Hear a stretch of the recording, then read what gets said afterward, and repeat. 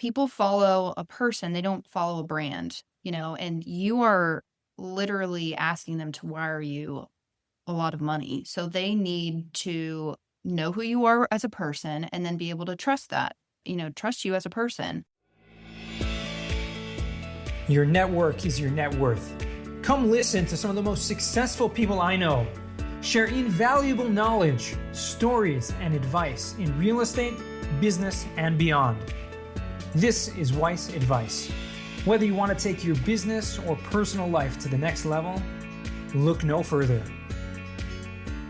Welcome back to another episode of Weiss Advice. I am your host, as always, Yonah Weiss. Great to be here back today with another awesome guest. We got Julia Anderson on the show. How are you today? Good. How are you? I'm doing well. Thank God. We are, at the time of this recording, in the midst of a very intense 10-day CRE LinkedIn challenge that I do a few times a year. And I know you're participating too. Before we get into your story, I'm just curious, how you feeling? How you feeling right now? Oh, I'm feeling great. It's towards the end of the day, so I do have another call after this, but I love getting on calls with people. So I've had a full day booked with calls, so I can't complain. Okay, good for you. I mean, listen, it's part of the everyday work. I'm on calls a lot of the day as well, and definitely relate to that. But love to just kind of take the time, do the podcasting. It's a little bit of an outlet. It's having fun, have a nice conversation with a great person like yourself. For those of our listeners who may not be so familiar with you yet, tell us a little bit about yourself. Yeah, so I grew up in Pennsylvania and came to Louisville, Kentucky, which is where I reside today, for college. And yeah, I haven't left. I've been here for about 10 years now. And originally I started my career totally out of the blue and not on purpose at all, but in the restaurant industry.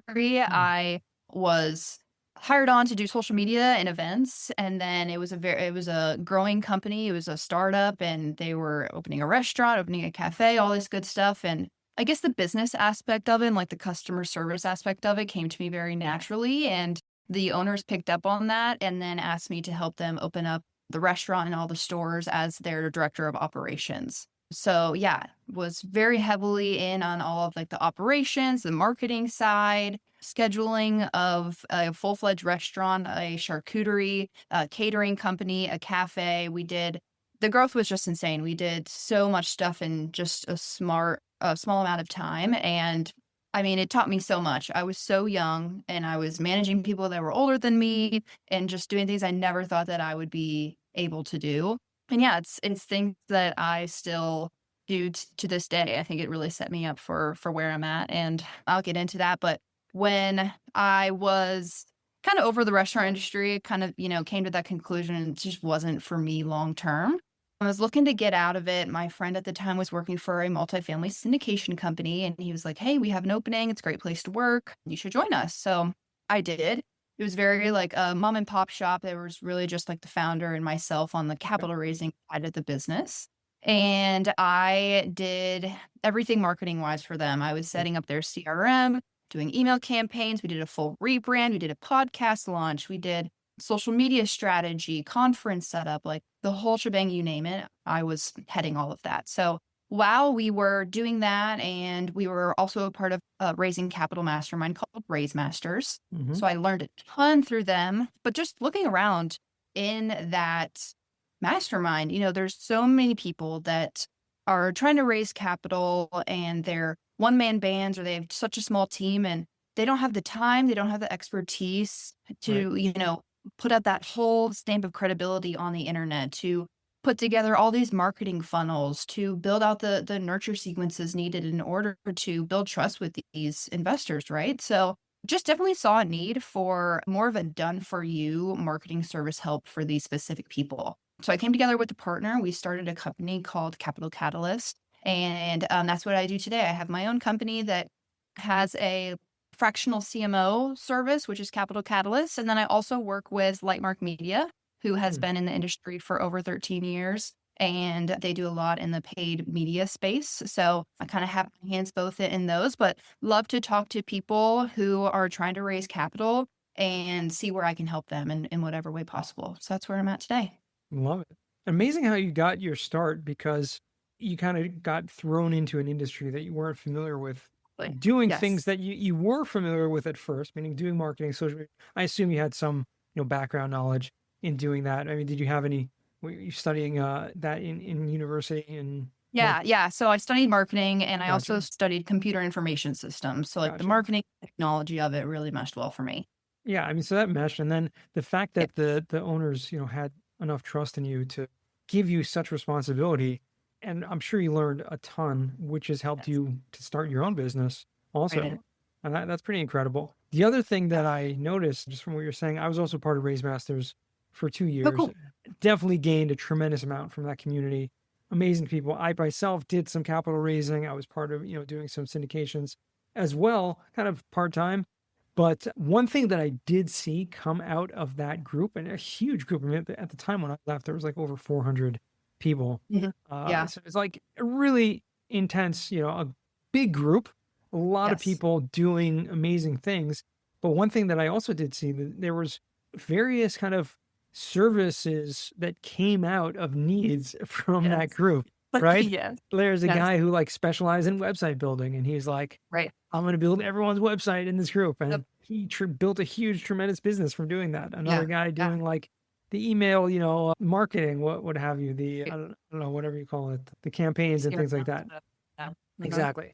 Yeah. So, active host, whatever, after campaign, all that kind of stuff. So you found a similar need, right? That there was this group of people, and it is a very niche kind of specific group of people, right? You're talking about Yeah. capital raisers for real estate. Yeah. Now you came into it as, working for a real estate company, working for a real estate syndication company. Did you get experience, while doing that, or in the middle, at all, anywhere in the actual, seeing what's going on through operations of real estate as well? I mean, obviously doing the marketing, you're looking at Yeah. every detail of the company for sure. Yeah. Yeah. Totally. So it's actually funny because, yeah, I knew nothing about the whole, I mean, multifamily in general. I knew nothing about this world, Right. right? Come into it and I interview for this position. I get the job. And like 2 days later, I don't even think I've met like my boss yet. And they were like, hey, we're going to this real estate conference called Best Ever, like tomorrow, like in like a week or something. Do you want to come? And I was like, I mean, I guess, yeah, of course. I've never been to Utah before. That would be fun. So, yeah, I was basically thrown to the wolves with like all that stuff. I remember sitting in Best Ever conference, like my eyes are like opened. I am taking so many notes. I'm going back to my boss. I'm like, what does this mean? What does this mean? Like, help me kind of understand this a little bit more. And yeah, so, and I still like have met people that I met at Best Ever that I still see at like Race Fest every year, like build those connections there. And I even talked to Joe Fairless. I'm like, because we were actually looking at to change our website provider, and they loved Ashcroft Capital's website, and they were like, "Ask Joe Fairless what their provider was," and I was like, "I know this guy is like a big deal. Like he literally like put this entire thing on. Like, he is the best ever like Right. brand." And I'm just go up to him and say, "Hey, I'm Julia. You have no idea who I am, but love what you got going here. Do you know who Right. your provider was?" So it's a funny story, but yeah, I mean, I was just thrown to the wolves with all that stuff, but it opened my eyes and I was so intrigued with all of it and started just like reading a lot of books. I read Thompson's book, The Raising Capital, Hands Off Investor. And yeah, I mean, listened to so many podcasts and yeah, got to be like on the calls with other like co-GPs and all that really cool stuff just to like understand, yeah, what I was marketing. Like you have to Mhm. understand that. So yeah, I did get to see really like the ins and outs of everything. And I think that that experience while also being in Raise Masters, and we worked with a lot of those people like that you mentioned, those service providers too. Right. We worked with a lot of those people. So, and like I have great relationships with those people. So, yeah, I think I have a really cool mix of like experience of like being in the position that I was in prior to starting my business. Yeah, it's very cool. The fact that you're kind of got thrown into this world of real Mhm. estate and multifamily. And that's a funny story, just going to Yes. best ever conference. Because someone who's never had any, I mean, you were, you know, working Oh in my God. various businesses, doing marketing and stuff like that. And all of a sudden, like, what is multifamily real estate investing? And there's like hundreds of people who are like obsessed with this. Like, Right. what is going on? Right. I can imagine that feeling because I remember when I got into real estate, there's so much jargon and like terms and things Yes. like that that are thrown around. Less so, I think, in the syndication space and in that space, just because there's a lot of people who are kind of newbies or people that are coming in from other careers or other fields and relatively new in real estate. So I think it is less so in that space, but I definitely relate to that. Remembering when I got started in real estate, coming from a teaching background, it was like, I don't know what a cap rate is. I don't know what LTV is and all this. And you learn a little bit and then it becomes just part of your life, part of who you are. And now you're day in and day out. Like these are the people that you're in the real estate world. Like that is your full-time basically, right? Yeah. Yeah. And like being on LinkedIn, like you learn so much that, and just being thrown into this world, and I get to talk to amazing people that are doing like the coolest things, and I learned from every single one of them. I'm like, real estate is not my expertise. Like marketing is my expertise, So it's like it's so cool that I never would have thought that I would have even been able to understand what I'm talking about today, like 5 years ago. But it's just a matter of like putting in the work to understand it, and then also just being humble enough too to be like, I don't can you explain that a little bit further? Like what is that, can you explain, what does that mean? So it's really cool that I can still learn every single day, and I think that's a cool part of my job as well. I think just being in the real estate space also, there's so much to learn, and I'm learning every day. There's so much that's going on, but being open to that and being willing to learn and having that curiosity helps for sure. You're in the marketing space. I'm really curious because you're dealing with people, helping them set up systems, things like that. What are some of the biggest, like the pitfalls or the worst things that you see that like, when you take over take on a new client, you go right away, okay, this has got to go and this has got to go, or this you're doing wrong, or this, needs to be switched up, because we're all struggling, especially those of us who are, don't have a full-time, or a fractional CMO on our team. We're trying to get some free advice over here, Julia. That's what this show is all about. I'm happy to give it to you.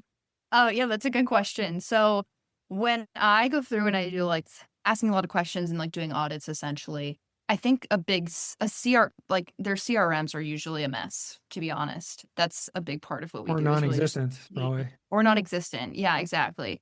Because a CRM is meant to be a tool, but if it's not created for you specifically, or for how you work, or for how you understand it, or for how, you want your sales pipeline to be, then it's just going to become a burden. And I see that over and over again. And there's, wonderful companies out there that have like the bones of it all, but you have to tailor it to your, how you will use it every, like day in and day out. Right. So I see that a lot. And then I think another thing too is, a lot of these people aren't well versed in like sales, and how you get people into your funnel and how you even approach people about what we're doing is, once again, so niche and so like confusing to people. And it's like, what are you trying to do? Like, it's kind of weird.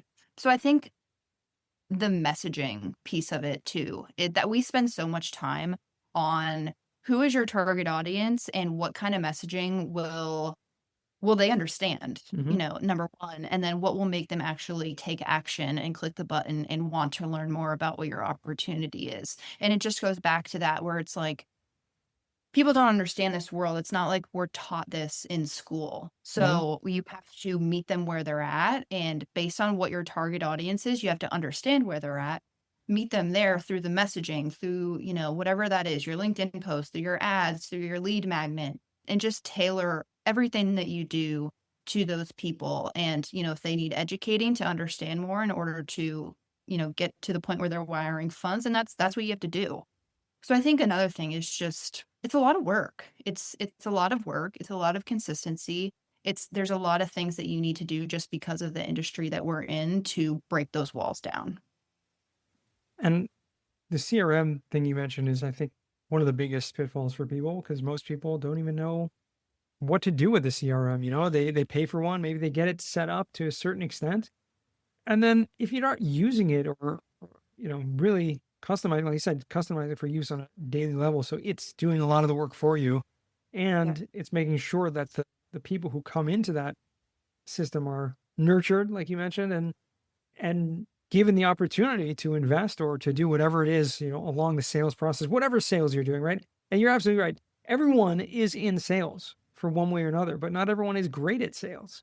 Right. And there are many different approaches in sales itself that work for different people, different personalities. So you really got to, I guess, fine tune to figure out what that is.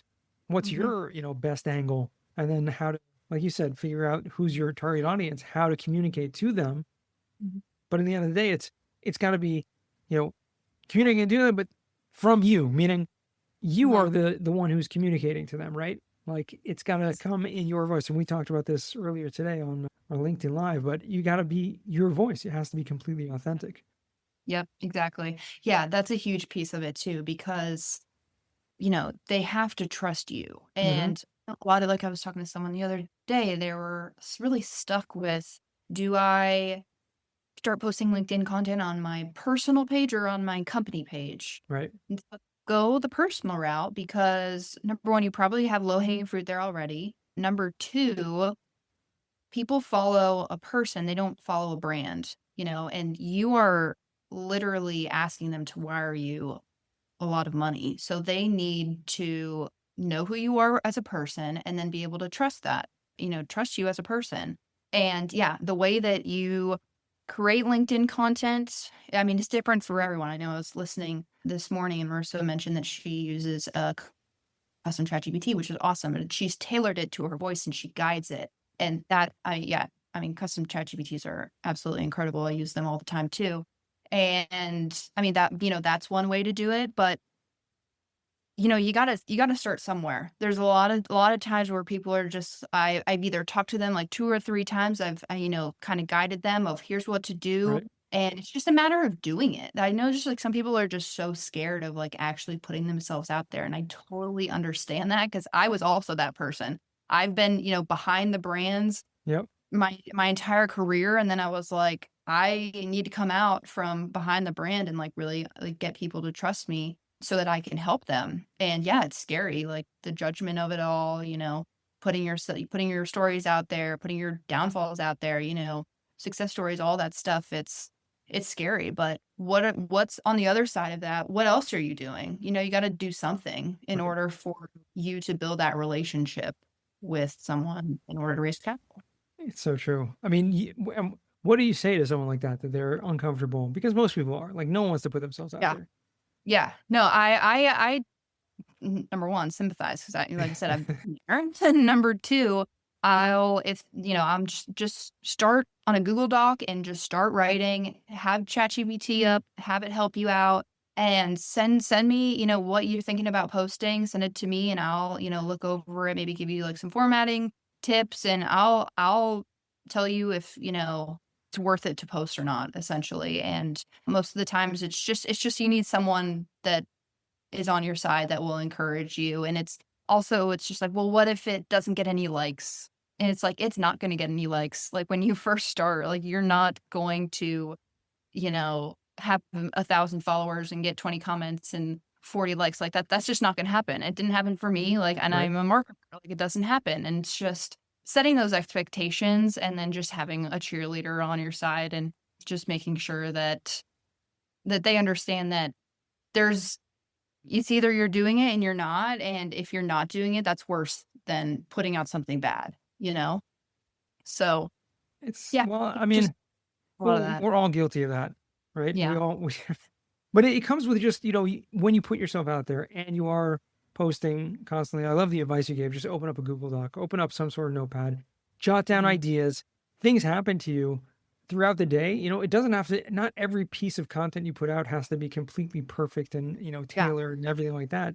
You can just share your experiences, right? Yep. What you're going through. And I think people overlook the daily things they're doing. I'm sure running a business, Julia, you have a lot going. You just told me before we got on here that you just came from like full day of like back-to-back calls, I'm sure on every single one of those calls that you had, there's something that happened, something that was said, something that you thought about that if I guarantee if I challenged you to go open a notepad and write down one thing about each of those calls, you would be able to come up with it. And guess what? Each one of those things could be in of itself a whole content. Now, if we have that many things going on every single day, there should be no limit to coming up Yeah. with content. I think there is this innate kind of fear Mhm.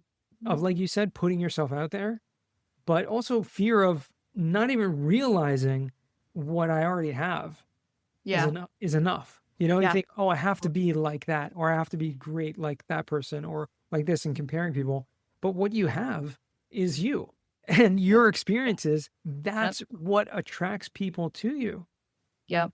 Yep. And there's no one else that has your stories. And that's what makes you so authentic and like makes people trust you. And yeah, that's such a good point. Like if you can like record your calls and then go back, you have a library of content that you can work with and pull out those questions that you answered and pull out those conversations that you had that, other people are definitely curious and have the same questions about. So yeah, like the gold mine of content that you're sitting on already.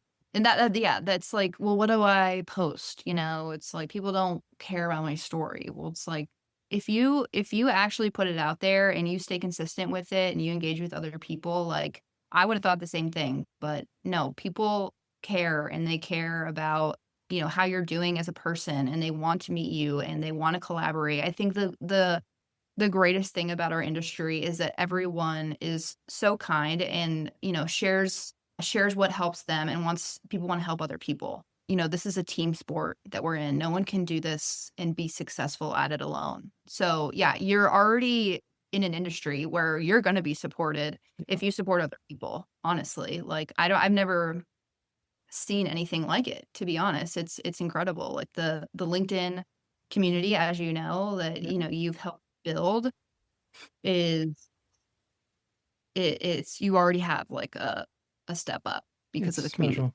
Yeah, it is Yeah, special. I definitely know that, and I love it. And I yeah, and I'm right. very grateful that we've been able to build such a great community. And yeah, not just me, obviously, there's so many people out there who are also building communities. But within the real estate space, syndication, multifamily, I totally agree with you. I think like 99% of the people that I've come in contact with over the years have just been really nice people.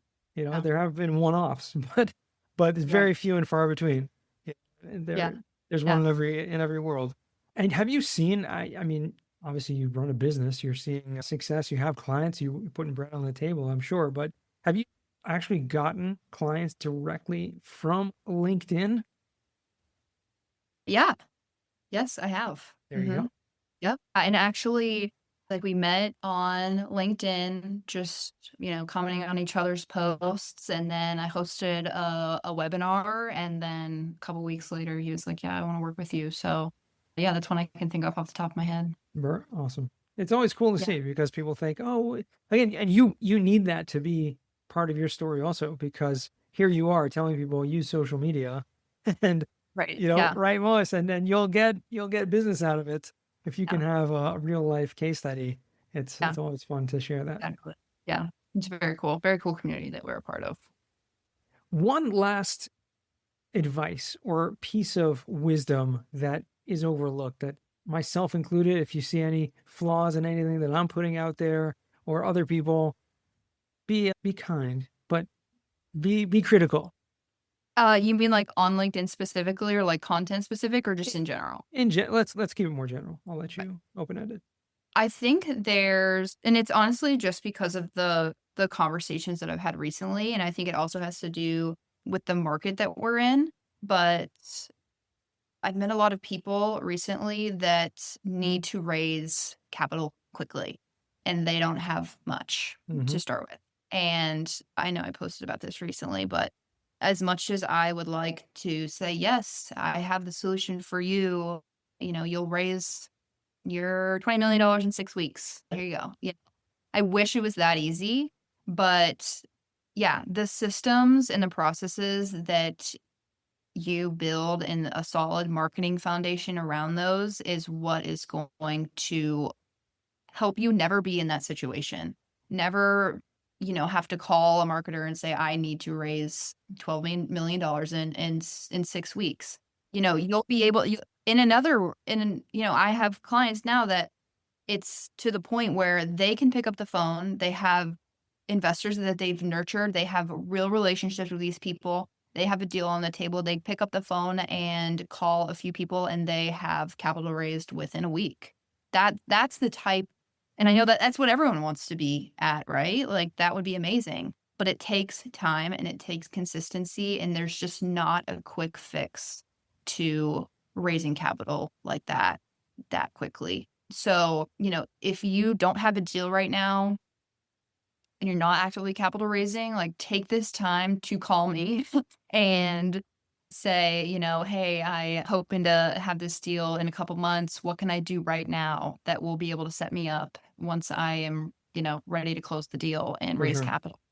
Because 100%. I can help you then, and like any marketer will tell you that. And if they are telling you, yeah, I can help you do this, like, they're lying to you.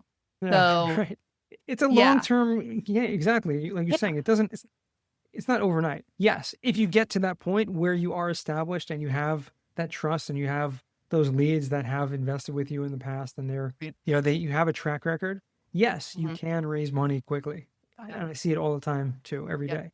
But yep, starting out fresh, yeah, huge, huge mistake. And I think people who are approaching it from that are in themselves kind of kidding themselves, meaning they're probably in it for the wrong reasons to begin with. You know, yeah, it's not about trying to raise money fast because you know what? Maybe the deal is you're looking at the deal and just trying to get the deal closed fast, and it's not the right, best yeah, deal. Who knows? There yeah, could be other things thinking about as well. yeah, yeah, yeah. So yeah, just take the time. It's what is it? Always be raising, it's take the time to really invest in a good marketing partner that will set up these foundations and systems and, marketing material that will support you forever, that will Mhm. be able to help you scale. Because, w- what may work today might not work in a few years, but it's just because you don't have, that foundation. But how can you grow that and expand it? And, how do you start with that and be able to, grow it to whatever goals that you may have. So yeah, that would be my piece of advice. Well, I appreciate that. And on that note, let's transition to what I like to call the final four. These are four questions I ask all my guests, Julia. Number one, what is the worst job that you ever had? Honestly, I I like not one comes to mind right off the bat, and I think that's a good thing. But I've been working like even before I should have worked. Like I remember I like interviewed on my 16th birthday, like when I could start working. But I had like jobs with like my mom's friends before that. And yeah, so basically for one of my mom's friends, I did everything for her. Like I cleaned, I like helped her do her taxes. She had like a Mary Kay business and I like helped her do her inventory and stuff like that. I would like walk her dogs. And it was just like a lot of labor for like a 14-year-old. So that's what's coming to mind. But it wasn't like that horrible. But I just think back to that and I just think it's funny. Labor. Yeah. I hope you were paid, compensated well. It was, yes. That's a funny story. The second question, what's a book you've read that's given you a paradigm shift? Yeah, that's a great question. So it's kind of like it's a book, but it's also like a workbook, and it's called The Financial Feminist, and it really came at a time where I was, had a career, like, right off the bat, I was making good money and, like, not really thinking about I would, like, save money, but, I didn't know anything about this world, and I'm so glad that I did, but when I was, like, shifting into that, I was like, "I really need to figure out, like, my relationship with money and how I can better, like, spend my money and all that stuff." So, this book was really good. It, like, really guided you into, like, what where you should spend your money and, like, how that makes you happy and, what your prior relationship is to money and how you can improve that relationship, and then what can you do to set yourself up in the future, to retire early or to travel more or whatever that is. So that just came at a time in my life too where I was in between jobs and just really like took that moment to kind of figure out like financial education. Sure. So that was Very cool. important. And most Mhm. people don't have that, growing up Yeah. or No. aren't taught that in school. So Yep. if you can pick it up, and I never heard of that book, but Financial Feminist, we'll definitely put it on the list and in the show notes for anyone who wants to check that out. And the third question is going to be, what's a skill or talent that you would like to learn? There's probably a more profound answer to this, but I love volleyball and I'm really tall. And so everyone that asks me, like, oh, you had to play volleyball. I'm like, no, I didn't. But I like recently got into volleyball and I watch volleyball all the time and I play on Wednesdays with like my friends in a pickup league. But I'm like not good. And I should be good because I'm tall, right? But so that would be my one thing that I want to be better at is like how to actually play volleyball. Yeah, I mean, listen, being tall doesn't mean you have to be good at volleyball. I mean, people I are would like, never make that. I want her on my team. I'm like, no, you don't. I hear that. Yeah, that makes sense. But yeah, I wouldn't necessarily have made that connection. But you are athletic, right? You posting Yeah. something about like triathlon or something like that Yeah. a while Yes. back. So Oh. that's pretty cool. Okay, well, good for you. Hopefully you'll pick up that skill one of these Needed days. a trainer or something. Yeah, get a coach. Coach. Fourth and final question, what does success mean to you? Yeah. So I've always been someone that wants to help people. Like that is what drives me.